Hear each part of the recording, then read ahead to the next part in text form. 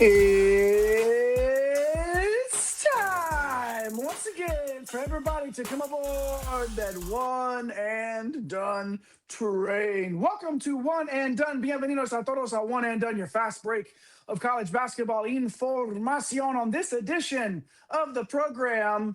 Coming off its strongest performance in over 25 years, what will the Big Sky do for an encore? We're here to chop up this now 11-team conference as it loses Sacramento State and adds Southern Utah and Utah Tech. Thanks for hanging out with us here on the channel. This is One and Done on FSAN.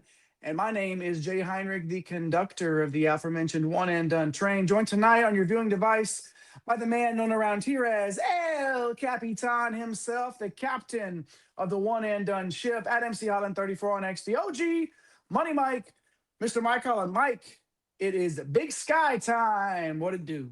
What it do, man? And yeah, this is number two of 32. So if you missed the NEC preview that we did the other day, go back and check that out over on the FSAN basketball channel on YouTube. And yeah, Jay, like you said, this conference was pretty strong last year. You mentioned that they're losing Sacramento State, bringing in a couple of new teams in. So yeah, we're still talking about realignment. It just never goes away. It's just the way of the world in college basketball and in college athletics, but pretty pumped because we love us some Big Sky. We can't even not talk realignment all the way at the beginning of our conference preview series, right? It affects every level of the sport that we love, and we're going to cover all 32 conferences this offseason. So make sure you hit that subscribe button. Join us on FSAN basketball. We'd love to chop it up with you all off season long. But on this episode, it is all about the Big Sky. This conference finished 15th out of 31 conferences last year in Ken Palm's strength of conference. Strongest performance since the 2000 season, Mike. Portland State edged out Montana State to win the regular season crown. But this was one of the more balanced and more fun leagues to watch on a regular basis. 7 of the 10 teams finished 500 or better, and the conference tournament was full of fun, full of upsets. 7 seed in the Big Sky tournament, Idaho would defeat Montana to earn that automatic bid to the dance. And as your reward, here's Houston. So they're absolutely dismantled as a 15 seed by the Cougars in the first round. But hey, that's how it goes sometimes in the life of the Big Sky.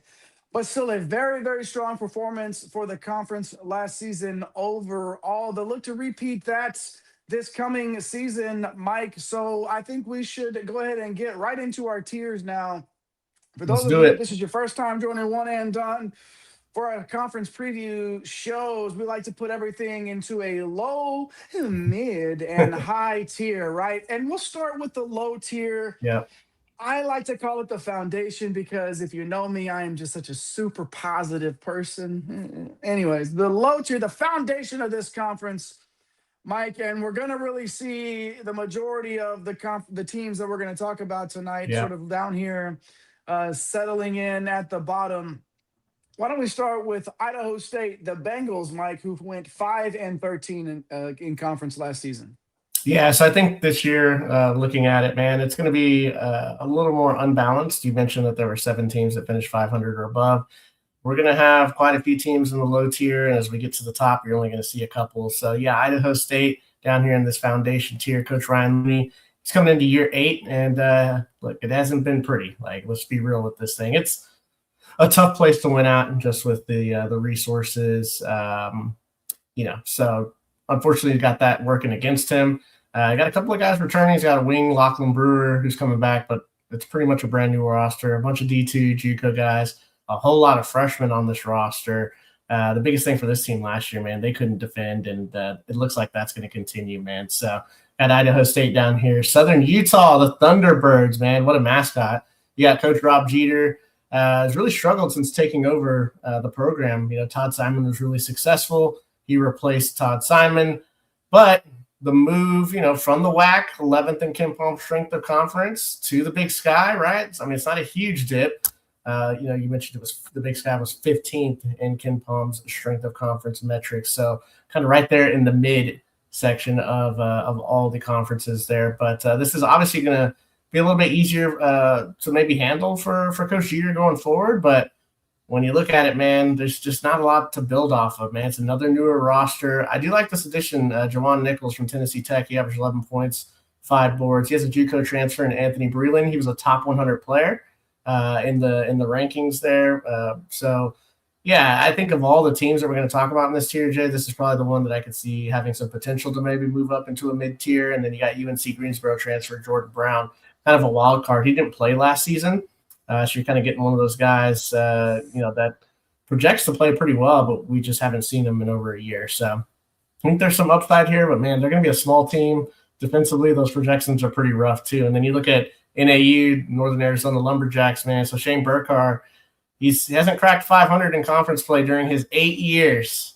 So heading into year 9, this program, they've had some talented players come through, Jay, but, man, they just really can't seem to get over this hump here. And when you can't get over the hump, I feel like it's important to try to have some sort of stability, right? And not in a sense where you got guys hanging around that aren't contributing to what you're doing, but Ryan Abelman and Chris Coleman both coming back in their backcourt, that's going to provide them some stability and maybe help them to try to take that next step forward. And then I think one of the biggest question marks and one of the biggest, I mean, honestly, this could make or break how this team plays overall this season. Dylan Anderson, formerly of Murray State and Boise State and Arizona. This guy's been around and he's been around some big time players. Yeah. But he's been around some of the, some great players in college basketball. Can that overall skill set that they hope he can bring, getting the ceiling out of him, just an absolute wild card here. We'll see what he can provide for Northern Arizona. They could be competitive, Mike, but again, it's just, we gotta want to see it here. We just want to see it a little bit, before I'm gonna go out on a limb and say they're gonna win 8, 9 Big Sky games. Yeah. So, but that's a team to watch for sure. The Lumberjacks, Weber State, the Wildcats, Mike, also down here, 10-8 in the conference last season, but a coaching change and some unfamiliarity here. Yeah. So as for now, we have them in the low tier. Yeah. So Eric Duff, former coach, opted to move into an executive position with the program. And in early April, they went out and got assistant at Troy, Caleb Canales, man. So he's going to be the new head man there in Ogden, and another brand new roster, save for a couple of guys. Obviously, when you have coaching changes, right, the rosters tend to just, completely flip here. This is going to be one of the youngest teams in all of college basketball. It's basically nothing but freshmen and sophomores. So I think, Canales probably just trying to get that foundation started, get these guys in, hope to retain them and build off of that. I just think it's going to be a long season on both ends of the floor. A couple of guys to look out for. You got the 6'7" Georgia Tech wing, Dylan Thompson, coming in. So obviously a guy that was in the P5 ranks last year. And then you have Rice transfer point guard Aaron Powell. He was a former 3-star a couple of years ago out of Cali. So, they can get something from those guys. Potentially could move out of this tier, but when we talk about the mid and the high tier, you'll kind of see why these teams are pushed down here to our foundation tier. And then the final team, the other newcomer here, Utah Tech, the Trailblazers. They're only entering their 7th year in D1. It's actually been a pretty solid run for John Judkins. They won 19 games last year, but they lost a lot of solid players out of their program. Potter, Holt, and Belonga, they're all gone. Bunch of transfers, a bunch of young guys. Better hope that some of these guys take a leap forward. It just doesn't look great on paper. They do have a Valpo transfer, Mark Brown from Valparaiso. I think that he has to be big for them. He was not very efficient last year, but he's played some minutes. They're going to need a lot more efficiency out of him with the ball in his hands if they want to be competitive on a nightly basis. But, yeah, we see a little bit of ceiling out of some of these teams, Jay. A little bit of an unbalanced tier section that we have. But, like I mentioned, we're about to talk about this mid-tier and this high tier, and you're going to see a lot more continuity and just some better overall talent. This may be one of Coach Judkins' tougher tests as a coach in a while to sort of piece this roster together. He's a good coach. Obviously, like you said, Utah Tech's been on a solid run with him at the helm. We'll see if he can get it done at Utah Tech. But for now, they're down in the old low tier, the foundation tier, as we like to call it. Utah Tech, Weber State, Northern Arizona, Southern Utah, and Idaho State, all down in our low tier of the Big Sky. Hop in those comments. Let us know what you think about our low tier, and let us know what you think about, you're doing the math, We added 2, subtracted 1, carry the 4. I know this isn't a math show. We say that, but sometimes we got to do some math around here. There's a handful of teams left. Is your team going to be in the high tier or the mid? We hope to hear from you in the comments about it. Either way, and make sure you hit that subscribe button as well right here on FSAN Basketball. All right, Mike, that's the low tier. Now let's get to the Hey, old yes, mid let's do it. tier. That's right. These teams are going to be sort of mid. Maybe we could take a jump up to that high tier. But as Mike sort of alluded earlier, the high tier is pretty thin. So let's get right to some of these mid-tier teams. And it's going to start with the Grizzlies of Montana, 10-8 in the conference last year. Coach Travis DeCure had one of the most consistent programs in the conference over the last stretch of years. And the Grizzlies were able to secure their 5th straight year of 10 or more conference victories. And we're obviously expecting them to be competitive once again. Yeah, and that 9-9, 10-8 mark, right? Like that's right there in the mid tier. Look, they're replacing one of the best players in recent memory in the conference, Money Williams, 20 points per game out the door. He's over at Boston College now, so a cornerstone player for them. And you just don't really, don't get too many of those guys, man. So losing him, pretty tough. I think that's going to really hurt their overall ceiling. They do have a couple of key pieces back: Tyler Thompson, you have Ford Kenyon Aquino. Plus, they got some highly rated players out of the D2 and JUCO ranks. So, yeah, I just expect these guys to be competitive. Like you said, Coach DeCure, just getting it done, right? 10-plus wins. Kind of expect that, but just don't know that there's a ceiling to get, to that 12-plus until we see it when the season starts, man. The Idaho Vandals, right there in the mid last year, expecting them to be right back there. Alex Pribble obviously did an amazing job to get these guys in the tournament. They were the 7th seed in the Bisk Sky last year, able to win the conference tournament, actually beating Montana. So, here's the thing about Pribble that you have to love, man, that he's increased his rental in each of his first 3 seasons with the program. So, look, they lost a lot of talent, but, hey, they reloaded, and they're going to be competitive once again. Guard Christian Gonzalez, he's set to be one of the best players in the conference, but he's coming off an injury. He only played 1 game for these guys last year. So, a big boost, him coming back from injury. And then Casey Wynot, the 6'6" transfer from Washington State, he's a breakout candidate to watch for in this conference. So, yeah, they've definitely got some talent here, Jay. And obviously we know that they got some momentum. I'm not worried about them scoring the basketball, Mike, but are they going to stop anybody? Like that to me, that's the question mark. That's the question mark on whether or not this is a 9-9 team again, or if you can see them sneak into 10, 11 wins in this conference, is that they can figure out a way to get some stops. We'll see if the Vandals can do that. What about Portland State, Mike? The Vikings are up next here, 13-5, and what is not to like about Jace Coburn's program the last few years? Yeah, I mean, got the regular season championship. Look, I think we are going to see a little bit of a drop off here. We had them in the high tier last year. Honestly, we kind of expected them to win. They had the trio, Henderson, Miller, Minot, both those guys, all 3 of those guys returned last year and were really good the previous year. They're all out of eligibility. So we're going to a roster reset here after that core, that 2-year run with them is done. So I do love that they brought in a down transfer, the old Big Dipper, as you call it, from the P5 ranks. Corin Johnson, well-traveled. Just didn't work out with injuries and things at Washington. Ole Miss, kind of a head scratcher. So now I'm going to come down. Portland State should get the rock a lot, should get up a ton of shots. And, yeah, you love that. We'll see if he's able to put up a big season. You have a D2 transfer, Jaquay Randolph. He's a big man. He averaged 21-15. I mean, at any level, that's pretty solid, right? So we'll see if he can bring some of that. If you can get 50% of that, he's gonna be a pretty good player, man. But yeah, some question marks on both ends of the floor. I just think with Coburn's track record, this team's gonna be competitive. And then you look at the Northern Colorado Bears here. Hey, we're seeing a bunch of guys that were in the mid tier last year, kind of hanging around the mid tier again. Look, the expectation in Greeley is that the Bears will challenge for a league title. I like them to be competitive, Jay. I'm not quite there with this roster as we sit here in June. The foundation pieces over the last few years, like Wisney and Block, those guys are gone. You got Yamazaki. He is back. He averaged nearly double digits. And you have guard Vincent Delano, who's back as well. It should get more opportunity. But I think for them, an X factor is going to be UTSA transfer Caden Rayfield. If he ever finds some consistency, like if you ever just watch him, saw him play against Alabama last year, like he looks pretty good, but he needs to find some consistency. So I think this team could have some big time upside here. If they're able to kind of get a few things to click, but it's kind of tough when you lose a guy like Wisney. I'm going to agree with you that this is a wait and see team, because this is a team that once we see them on the court, maybe we're like, oh man, like, yeah, it could be. we could look back on it and say, yeah, but I also understand not wanting to trust it as we record here in June again.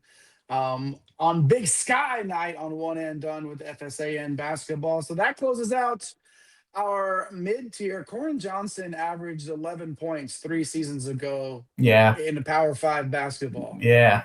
Like, this is not like there's some talented players in each one of these tiers, but I can't wait to see what he does with Portland State. Can he rebound and take on more of that load? He's just spent a lot of time around these power conferences, Washington, Louisville, Ole Miss, like you said, like a guy dipping down to look and see if he can get a bigger piece of the pie. All right, so that's the mid-tier. Northern Colorado, Portland State, Idaho, and Montana. Hop in the comments. Let us know if you agree with our mid-tier. Of course, if you are doing the math and there's 11 teams in the conference, then there's 5 plus 4. That means, as we told you, it's very thin at the top. So we want to hear from you in the comments. Let us know if you agree with our tiers.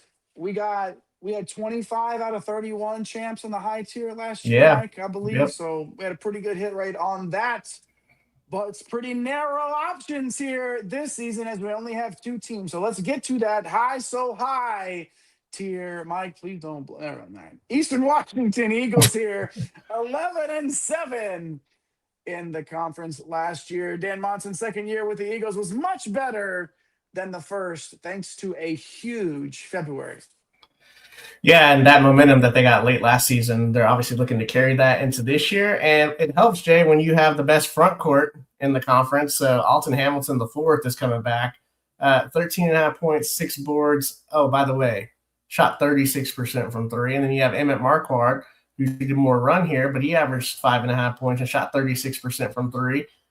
You love that for your front court. So, 2 talented players in the front court, going to be really tough for teams to stop. And then they have these talented guards coming in via the portal. You have Tavy Jackson coming in from Southern Utah, Jamil Miller coming in from Kennesaw State. And the thing, Monson, man, like they went on that big run last year. It's because every single year he schedules tough non-con, right? Like he wants his guys ready for conference play. For the last 5 years, they played a top 50 non-con schedule, at least according to Ken Palm, man. So they're always battle-tested, Jay. And that's why you got to see them make these big runs from Monson's teams. And then, man, you look at the Montana State Bobcats here, 12-5 last year. Coach Matt Logie, he's been consistent since taking over. And he took over for Danny Sprinkle. And, Jay, if you remember, Danny Sprinkle had some tournament teams. So the last thing that we're looking from Logie is to get this team into the tournament. So obviously trying to take that final step. They returned the most minutes percentage in the conference, and they're the only team in the conference over a 50% threshold of minutes returned. The next closest is like 36%. So this team, obviously, they won 12 games last year in the conference. You have big man Christian King, a dynamic offensive threat, man, averaged 13 points per game, shot 36% from 3. You got guards Kevin Holden, Jeremiah Davis, and Seth Amonrud are back, man. So they're going to be able to shoot lights out from 3. They were 52nd in the country last year in 3-point percentage. So this is a team that's going to be able to score, man. And then they were obviously top 3 last year in defense, which is why you go 12-5. So, look, they got all the tools. They got more than half their minutes back. It's just when you look at the front courts for both of these teams, like you're like, man, like they're going to have opportunities to kind of dominate on a nightly basis. The rare case of a team in a conference in this sort of tier in the hierarchy of the country that has as much success as they had last season and returns this many of their players and this much of a percentage of their minutes. It's impressive, and that's why they're in the high tier in our Big Sky rankings. Montana State, joined by Eastern Washington up there, high so high. Please don't blow my high. Eastern Washington and Montana State in the high tier. Up in the old, I should say maybe down, right? Because it's going the other way. It's not up in the, I was going Nope. from high to mid, right? So Yep. mid tier, Montana, Idaho, Portland State, Northern Colorado, all hanging out right there. And then down in the foundation of the Big Sky, the low tier, Idaho State, Southern Utah joining the conference, Northern Arizona, Weber State, and also joining the conference, Utah Tech. 11 teams there. 2 possibly for us to be correct in terms of getting the champion in our high tier. Let us know in the comments. Did we get it right? Did we get it wrong? Which one of these teams do you feel like has the opportunity to jump up, fall down? Is one of these programs just totally in the wrong spot altogether? We'd love to hear from you. Let us know right here on the channel, FSAN Basketball. Easy for me to say, getting choked up talking Big Sky here in June. These allergies, Heck Mike, yeah. you know how it goes, Oh, man. yeah. But, allergies is my excuse for just, loving the Big Sky so much. But anyways, make sure you hit that subscribe button if you have not already. FSAN Basketball. Join us right here on the channel, One and Done. We got some NBA talk as well right here. So make sure you follow along for this big old ride, and especially for the One and Done show as we are coming back with conference. We're doing all 32 conferences, Mike, this year, Yep. and it's not slowing down. So if you're following in order, Mike, it's the SoCon, right? We had the NEC already come out that we did live the other night.